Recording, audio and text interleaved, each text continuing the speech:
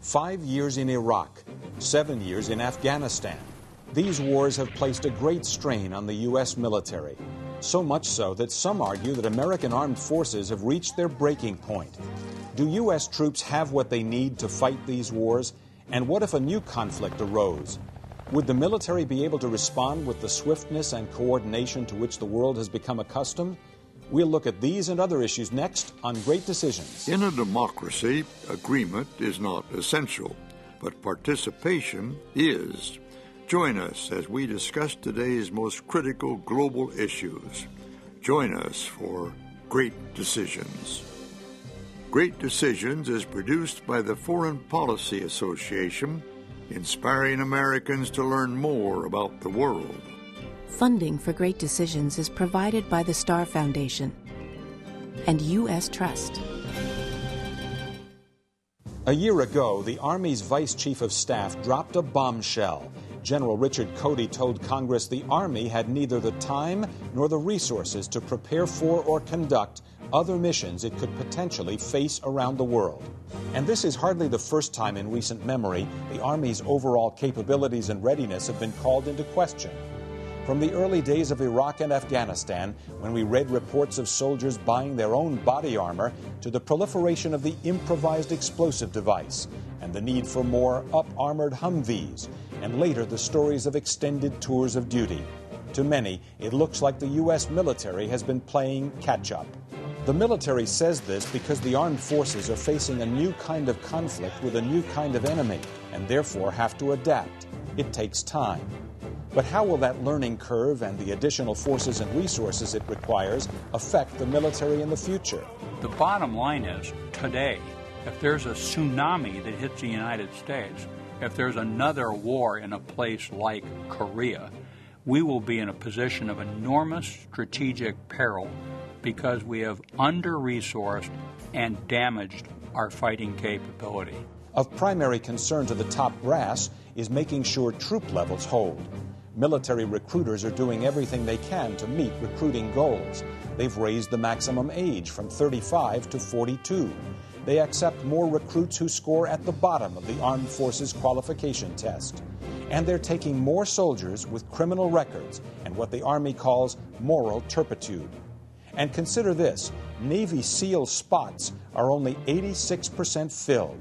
Yet last year, those who passed the physical exam for entrance into the elite squad jumped from 34 to 77%. At the same time, more recent graduates of the Army's West Point are leaving the armed services than before. Nobody wants to use the word draft. But the truth is that nobody knows if you can expand the volunteer army in wartime conditions. Iraq and Afghanistan have shown us that the responsibilities of modern armed forces encompass more than just fighting and winning battles. U.S. soldiers must now be builders, policemen and women, town administrators, social workers. Is today's U.S. military prepared to take on those responsibilities? Do American troops have the equipment and training they need? Are there enough troops? The next President of the United States will have to address these and other problems, including paying for all of this. The annual budget for the Department of Defense is nearing $500 billion, and that does not include the costs of the wars in Iraq and Afghanistan, which now stand at more than $378 billion. Everyone admits that's a lot of money, and it doesn't even include the cost of casualties on the ground in Iraq and Afghanistan. Waning war machine, the state of the U.S. military. Next on Great Decisions.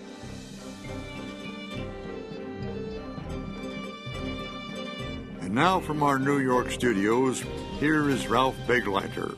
Welcome to Great Decisions. Joining us now to discuss the stresses and strains on the U.S. military around the world are Larry Korb, Senior Fellow at the Center for American Progress in Washington, and Thomas Donnelly, Resident Fellow at the American Enterprise Institute in Washington. Welcome to you both. Nice to be with you. Do either of you disagree with the premise, which is that the American military is stressed and strained at this time? Is there any reason to disagree with that? Well, I would say it's the ground forces. The Navy and the Air Force, I think, are in reasonably good shape. So when you say the military, I think you have to distinguish between the Navy and the Air Force and the Army and the Marines.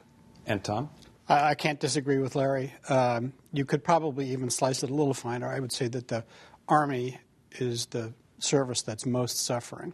And that's because of the war in Iraq or a variety of things? Where are U.S. forces deployed these days? Clearly Iraq, Afghanistan, we shouldn't forget the Horn of Africa, and a lot of other small detachments throughout the Muslim world.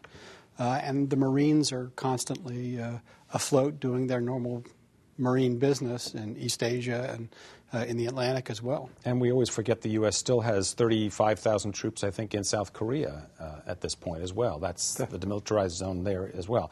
So deployments all around the world. Americans think of the two wars. Often they think of just one war. How has the 4-5 years of the war in Iraq strained the ground forces?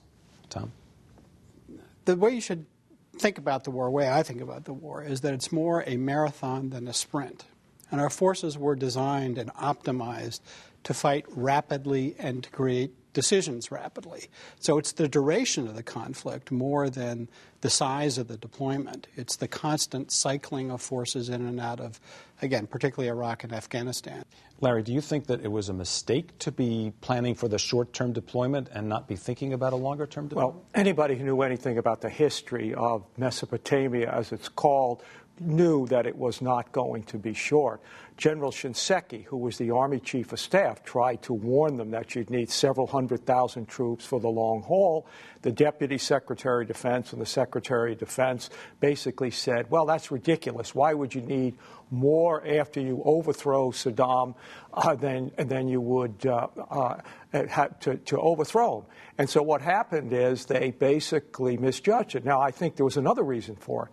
I think if you were told the American people exactly what you were getting into in Iraq, they would not have supported it. Francis Fukuyama, the diplomatic historian who wrote the book The End of History, put it very well. He said if you told the American people that you were going to go to Iraq and you'd have, close to 4,000 deaths, 25, 30,000 wounded, 100,000 Iraqis dead, spend $500 or so billion so Iraq could have an election. These are Frank's words. You'd have been laughed out of the ballpark. They never would have supported it. And I think many Americans, and I think people all around the world for that matter, look at the American military and see it as the best equipped, best trained, most highly honed, civilian-controlled, most powerful force in the world. Are people surprised to discover that it's a short-term force that can't sustain even a multi-year deployment in a place like Iraq? Tom?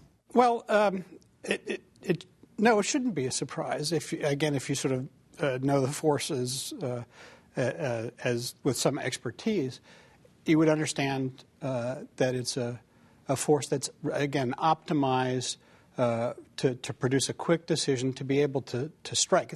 You might say it's a force that's ready for battle but not really ready for war in the sense of this long duration kind of operation. And one thing that may have compounded the political misjudgment was a misunderstanding about the changing nature of war, how technology was changing war. There's a movement called the Transformation movement that, again, emphasized long-range precision strikes, technology, and the wars that we found ourselves in are those that most reward boots on the ground, land force presence. And all of that. I want to make an important point. Tom is right that the active force was designed for this very quick war.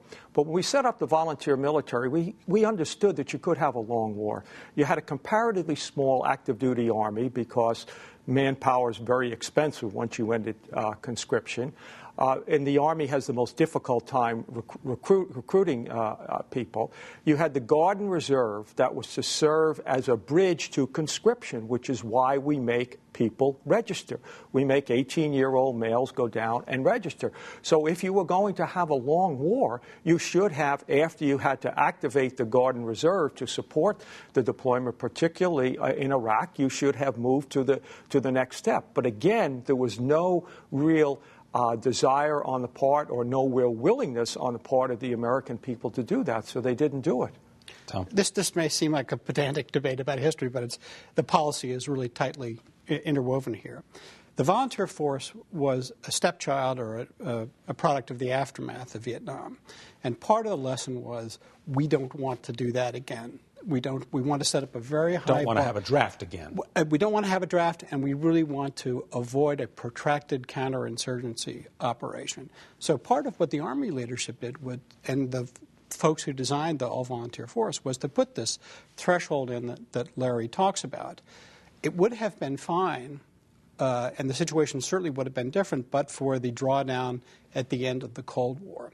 If we'd still had the land force that we had 10 years or a dozen years ago, the ability to sustain large-scale operations in Iraq with the active force, because this is the kind of war that really demands professionalism in the guys who are fighting it. You don't want to send a conscript out to the streets of Fallujah or the hills of Kandahar or something like that. So it is almost kind of a perfect storm situation that we found ourselves in. I want to come back to Larry's comments about the National Guard, because I think maybe that was one of the first times in the last few years in Iraq that we began to observe the cracks, if you will, in the longevity and the ability to sustain a longer war, was when we started to see National Guard units being called up again, tours extended, sent home but sent back again very, very quickly. We spoke with General Barry McCaffrey, who's a former military commander who also now teaches at West Point, and he commented on this question of the National Guard.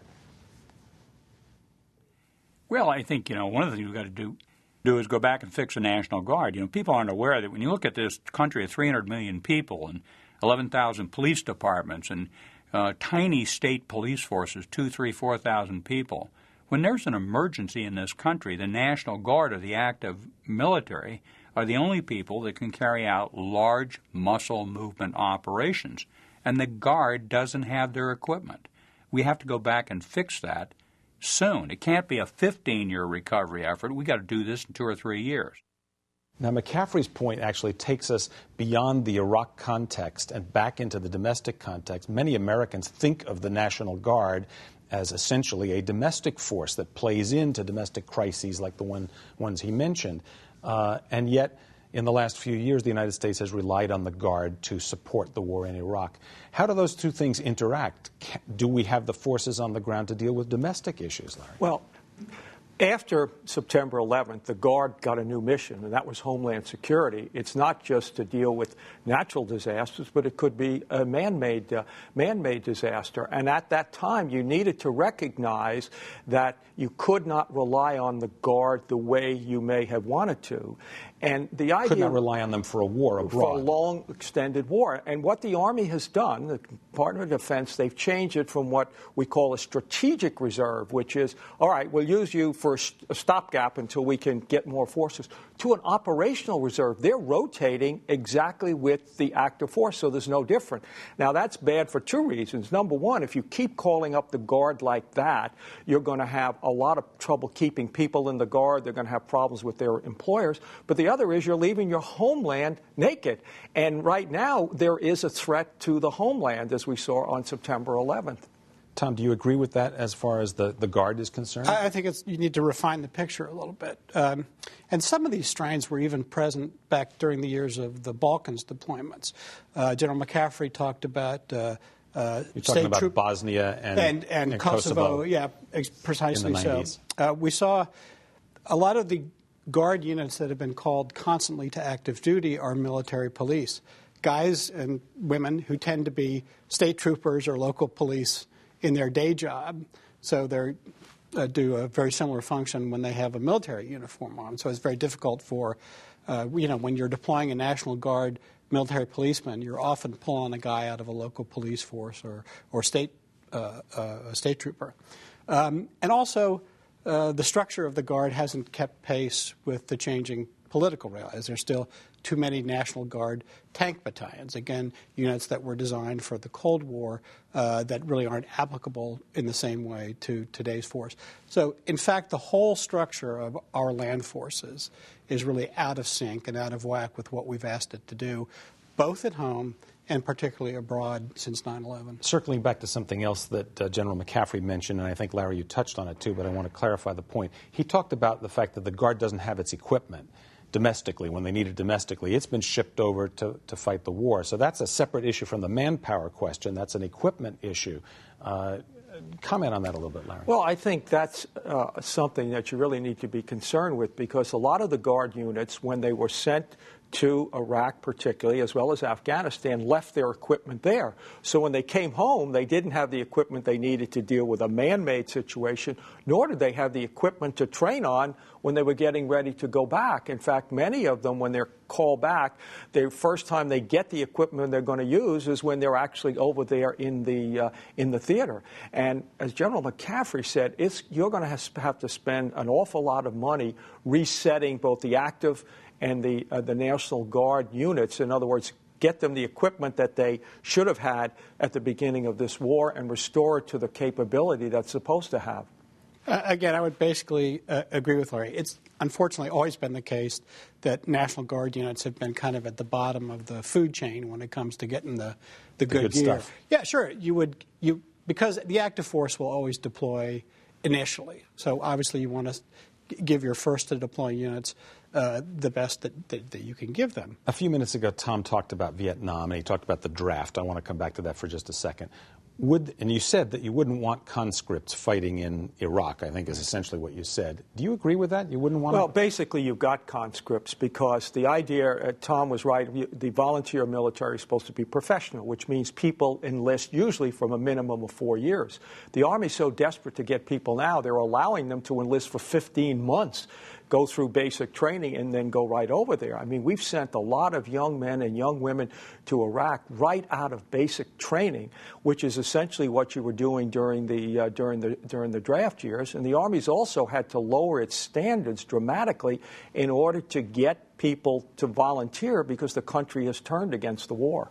Setting politics aside for a minute, which I know is going to be difficult to do, should there have been a draft in the post-9/11 months, perhaps a year or so? I think if President Bush was determined to go to, we all knew he had to go to Afghanistan. Iraq was obviously a different issue. But if it's clear that he made up his mind pretty early, maybe as early as late 2001 to do it, that's what he should have done. Because, again, when you go into a military operation, you obviously always hope for the best, but you've got to plan for the worst. And, again, knowing the history of that part of the world, you should have known it would be very manpower intensive and looked at the levels that we needed to deal with other insurgencies and other countries have. You would have needed many more troops. Would it have solved the problem, Tom? A draft would not have solved the problem. I think a draft would have compounded the problem. Look, this is really almost the toughest, most demanding kind of land warfare. Often the most agonizing decisions are whether to pull the trigger or not. Is that person over there a friend or an enemy? Is that woman wearing a suicide vest, or is she a mother with, looking for her kids?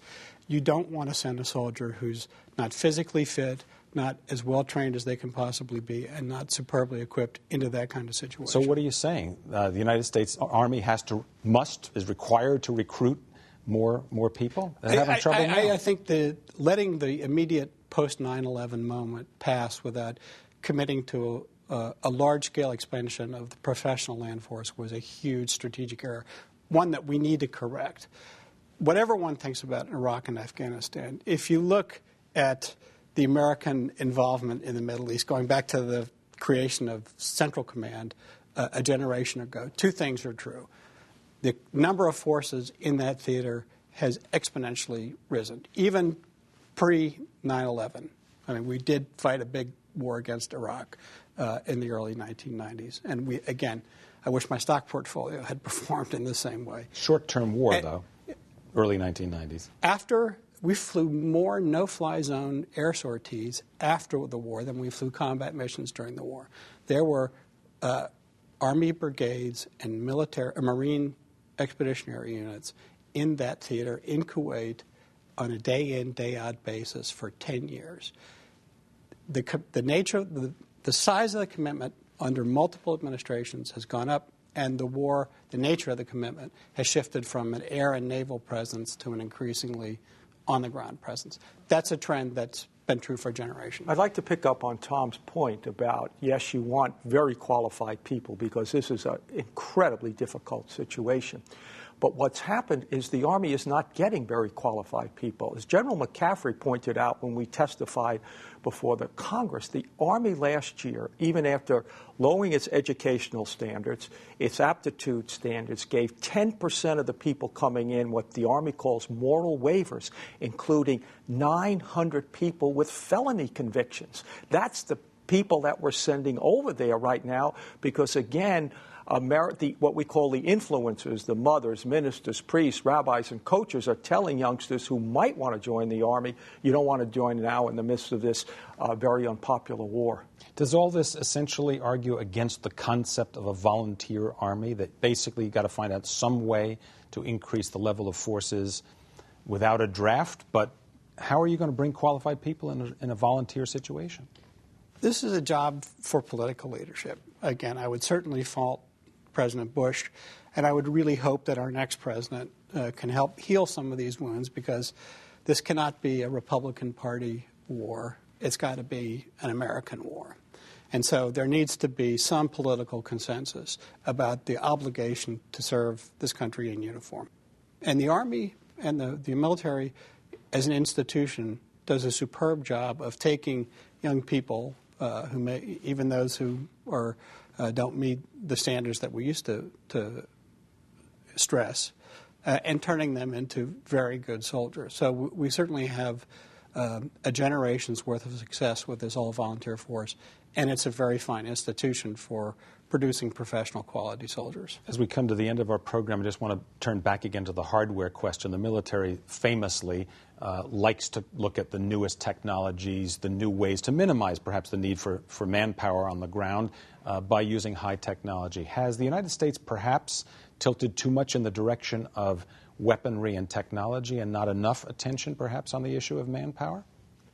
In my view, they have, because if you take a look at the shares of the budget that since the end of the Cold War, up until a year ago, they were exactly the same as they were during the Cold War. And the Army got the smallest share because, again, as Tom pointed out, during the Cold War, we really wanted to use technology because the Soviet Union had many more people under arms. The budget shares didn't change. Now, last year they finally did, when President Bush agreed that we needed to increase the size of the Army and the Marine Corps.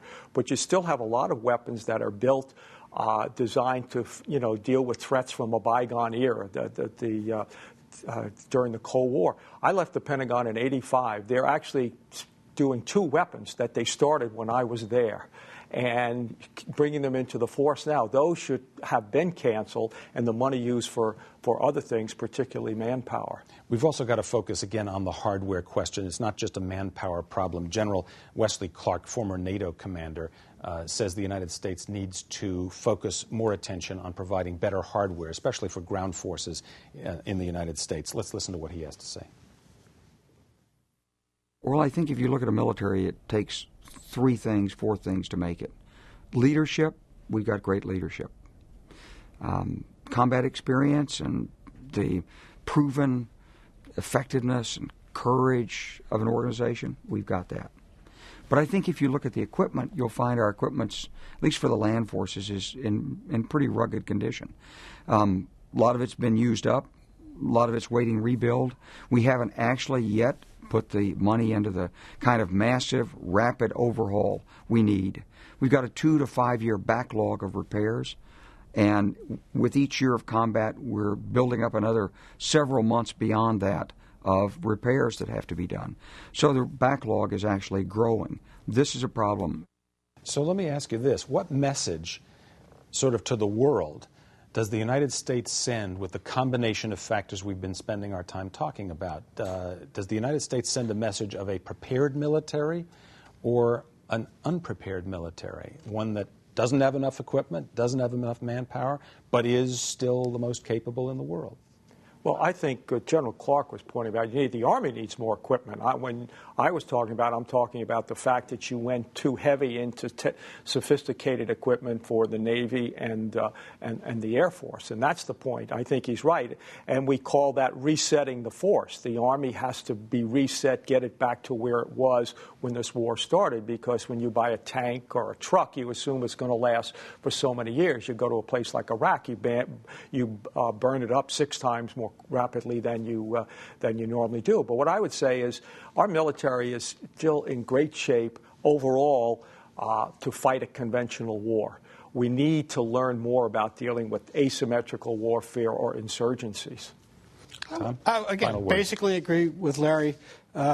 We are living off the investments that were made back when Larry served in the Pentagon, and there's just no getting around the need, not simply to replenish the force, but to refocus it and reshape it for the new conflicts that confront us today. Tom Donnelly, Resident Fellow at the American Enterprise Institute in Washington, thanks for being with us. And Larry Korb, Senior Fellow at the Center for American Progress. Thank you both for being on Great Decisions. Thank you. And thank you as well for joining us on Great Decisions. I'm Ralph Begleiter. To learn more about topics discussed on Great Decisions, visit our website at www.greatdecisions.org. To order a copy of the Great Decisions Briefing Book, a DVD set of this series, or to join a Great Decisions discussion group in your area, contact the Foreign Policy Association. Funding for Great Decisions is provided by the Star Foundation and U.S. Trust.